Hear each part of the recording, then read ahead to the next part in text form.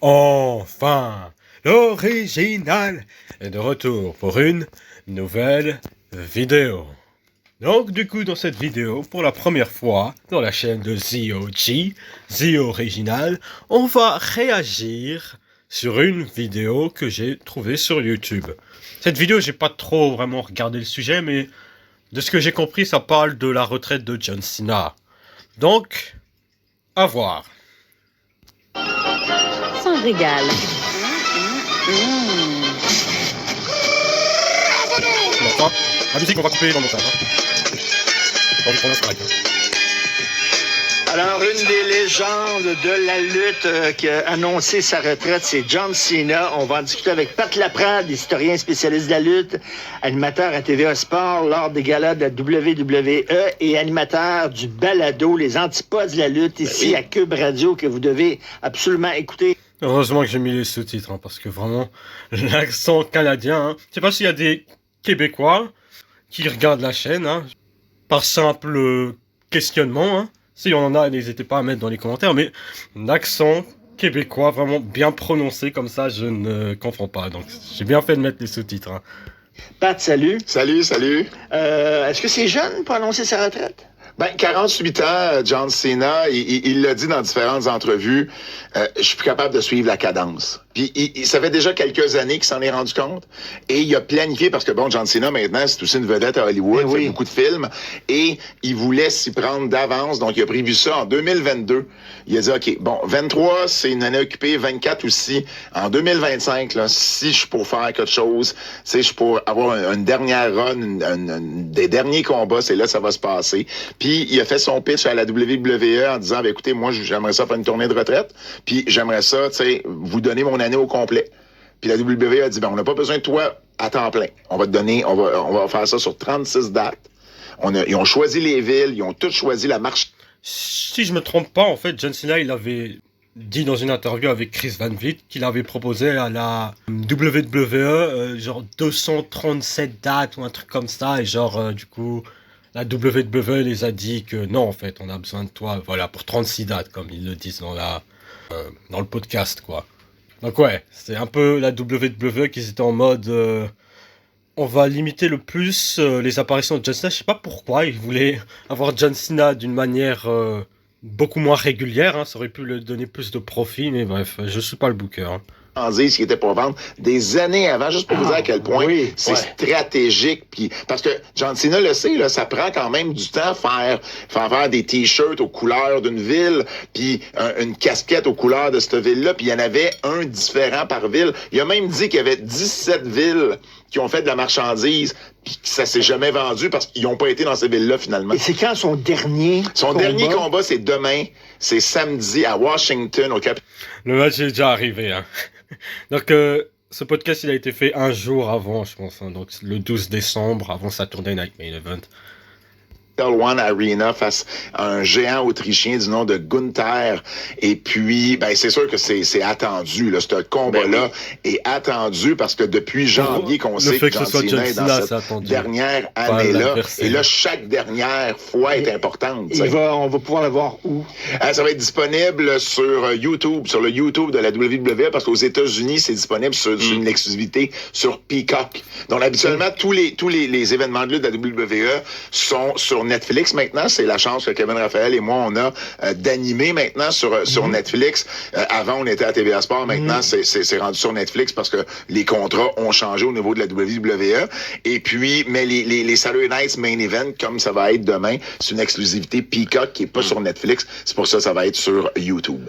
Quand il dit que c'est super prenant, on se comprend, le John Cena, c'est devenu un peu, le nouveau The Rock, là. Attends une seconde. Pourquoi il montre l'écran de cette manière, en fait? J'ai l'impression, c'est l'écran, de quelqu'un qui produit le show, mais ils le mettent pas d'une manière plus professionnelle. C'est bizarre.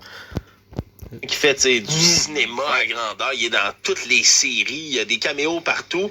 Mais quelque part, tu sais, de la lutte, même si c'est un gros show, il y a de l'entraînement physique qui doit être présent constamment. J'imagine, il doit trouver ça dur, trouver le temps de s'entraîner dans une routine de même. Absolument. C'est surtout quand tu commences à faire ça à temps partiel que c'est encore plus difficile. C'est plus facile quand tu luttes 200 fois par année que quand tu luttes 5 fois par année.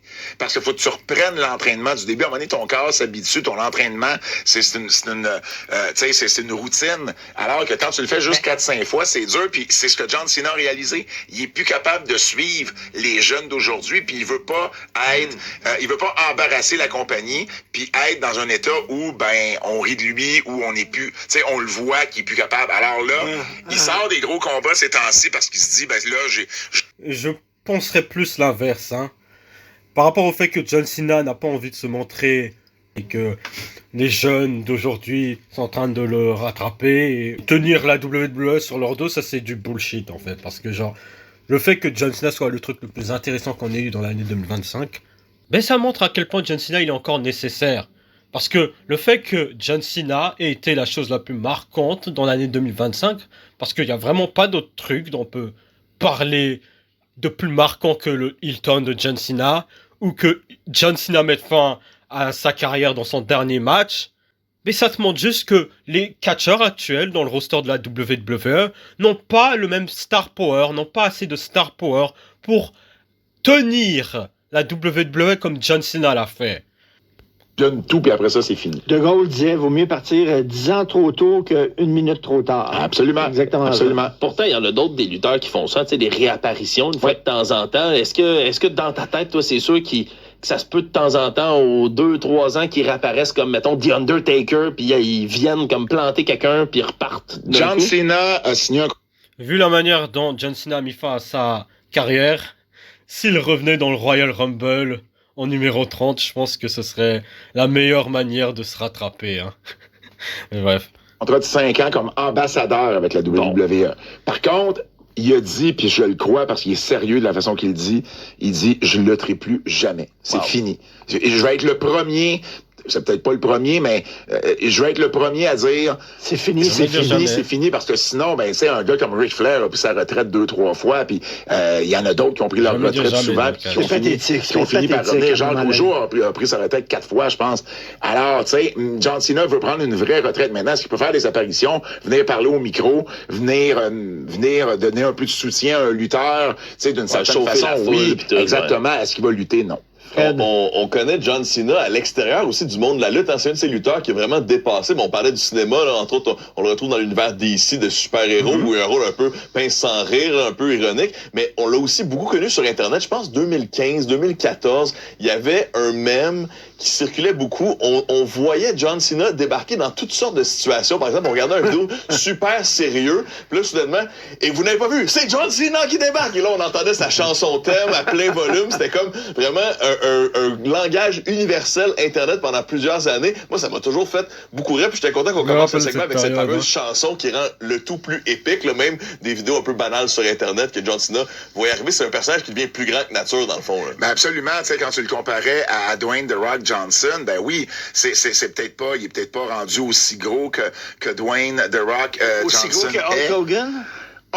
John Cena a une meilleure carrière cinématographique que Hulk Hogan. 100%. Maintenant, Hulk Hogan était plus connu, je pense, que John Cena est connu parce que, c'était à une époque différente où la lutte était encore plus écoutée qu'aujourd'hui, puis il a vraiment transcendé son sport, tout comme John Cena. Mais John Cena, pour les années 2000, c'est le meilleur lutteur de sa génération, puis il a marqué cette génération-là. Qu'est-ce qui faisait son style? John Cena, c'est un style quand même, j'appelle ça anti-lutteur. Il arrivait avec ses shorts de jeans, un t-shirt, une casquette. Si je me trompe pas, c'est le type là qui est pas trop dans le catch. Hein. Donc je sens qu'il va dire une dinguerie dans pas trop longtemps. Hein. On va voir. Très musclé. Il luttait en espadrille, alors que tout le monde avait un maillot de lutte, des bottes de lutte, c'était différent. Il est arrivé, c'est ce qui lui a sauvé son travail. D'ailleurs, au tout début, il était capable de faire des raps, des freestyles. Et c'est Stephanie McMahon qui l'a entendu faire ça dans un autobus au moment où on s'en allait congédier John Cena en 2002-2003. Et elle a dit, t'es capable de faire ça dans un show pendant ton entrée? Il dit, ben oui. Et il a commencé à faire ça. Ça a cliqué avec la foule. 2 ans après, devenait champion. On a un de ces mimes, justement. On regarde ça.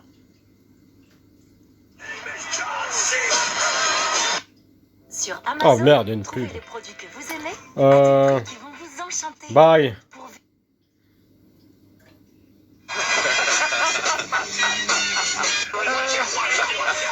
On a compris. Au moins la lutte, c'est-tu encore arrangé?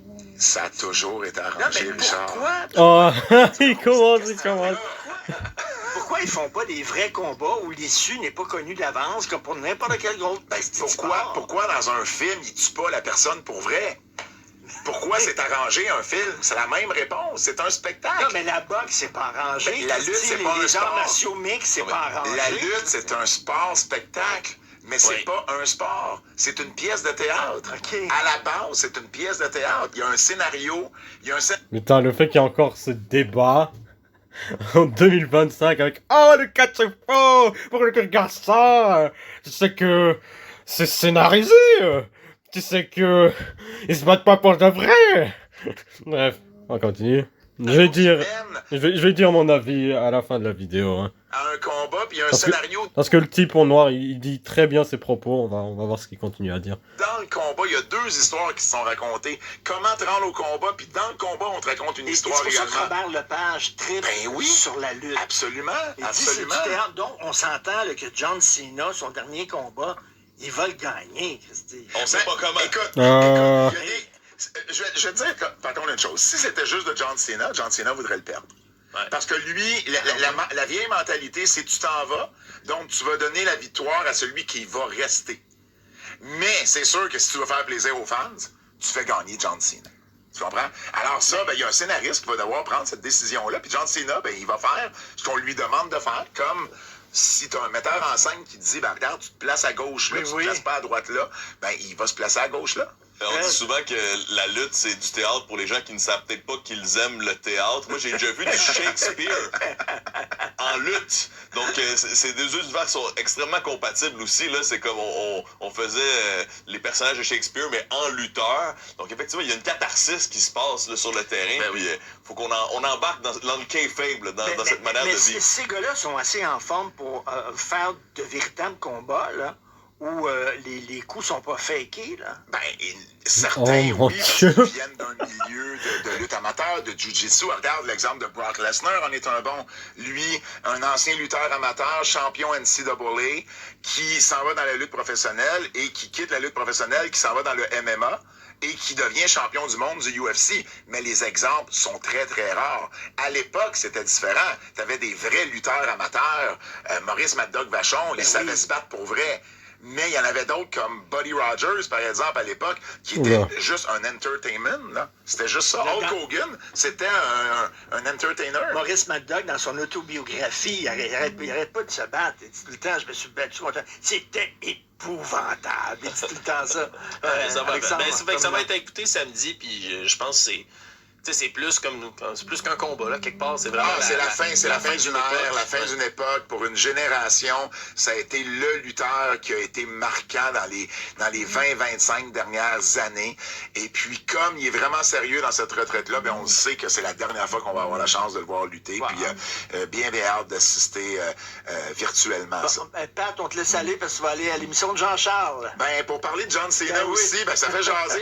C'est important d'en parler de John Cena. C'est Mais très merci de fun. m'avoir reçu. C'est le fun de te voir. Merci beaucoup d'être 100%. là.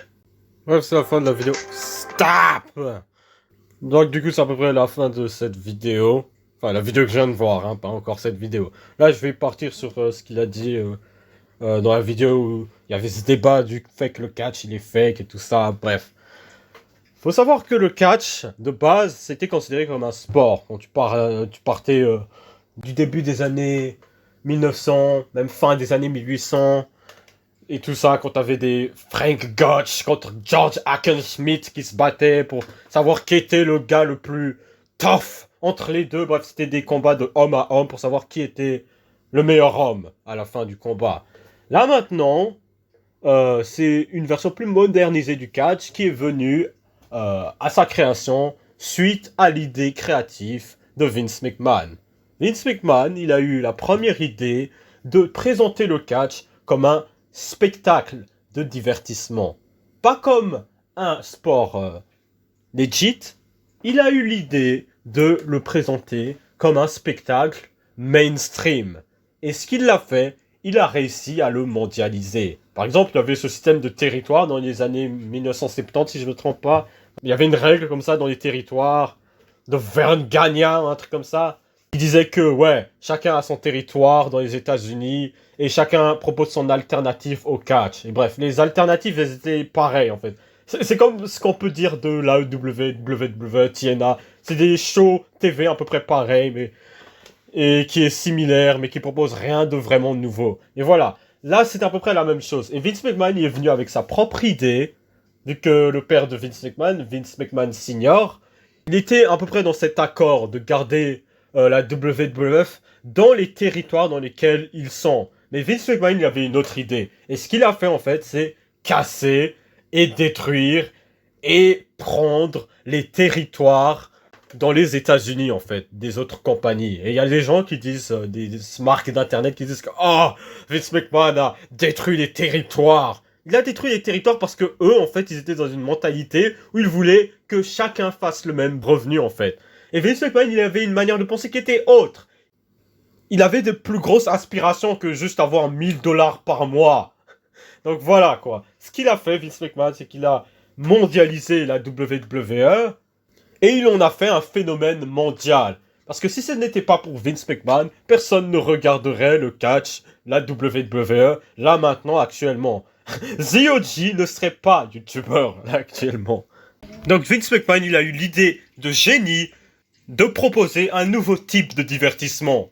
Dont le concept est d'avoir des faux combats avec des personnages et des histoires racontées pour mener à un combat qui est scripté. Et comme la personne qui avait parlé dans le podcast l'avait dit, ça ressemble vraiment à du théâtre. Parce que le théâtre, c'est la même chose. C'est une performance qui est faite en direct, en face d'un public, où tu récites un texte en incarnant un personnage. Le catch, c'est à peu près pareil, sauf que là, tu ajoutes des éléments d'athlétisme, où tu dois à peu près savoir faire des prises, savoir faire un spectacle dans le ring. Donc tu gardes à peu près les mêmes éléments que à l'époque où tu faisais des catchs homme à homme. Sauf que là, c'est scripté. Et là, le but, c'est de divertir les gens avec des histoires et aussi en ajoutant des éléments un peu plus mainstream, comme dans un film. Genre des trucs badass, des personnages intéressants, des histoires vraiment bien racontées. Donc c'est, en tout cas pour moi, pourquoi j'aime bien le catch. Parce que le catch, il arrive à se démarquer de toutes les autres formes de divertissement. Parce que le catch, certes, c'est fake, mais on ne peut pas nier le fait que, en tout cas pas là maintenant, mais était divertissant. Parce que tu peux regarder un sport comme du football ou du basket et dire « Ok, je suis diverti par le match parce que c'est un vrai match et c'est fait par des performeurs qui sont expérimentés. » Mais dans le catch, il y a cet élément où tu te dis « Ok, LeBron James, il est le meilleur dans sa discipline, mais... est-ce que LeBron James est plus cool que The Rock ou Stone Cold? Ok, Ronaldo ou Messi sont les meilleurs dans leur discipline. Est-ce qu'ils sont cool au point qu'ils peuvent venir avec un camion rempli de bière dans l'arène et jeter tout le contenu de la bière sur leur patron, puis après venir dans le ring puis stunner le patron et on termine avec le show? Ou est-ce qu'ils sont cool au point où ils peuvent inventer catchphrases et catchphrases qui sont même encore pertinents là maintenant comme Know your role and shut your mouth ou It doesn't matter what your name is ou même D-Generation X avec le socket. Genre pour moi, je préférais regarder le catch au sport parce qu'il y avait toujours cet élément de divertissement où je me disais que ok, ces joueurs sont bons dans leur discipline, mais ils ne seront jamais aussi cool qu'un Rock, un Austin, un Mankind, n'importe quel catcheur de l'attitude era, parce que eux, ils me divertissent. Et du coup, c'est tout ce que ZOG avait à dire par rapport à cette vidéo. ZOG vous dit de vous abonner, de liker, de partager, de commenter, et ZOG vous dit à plus tard. Bref.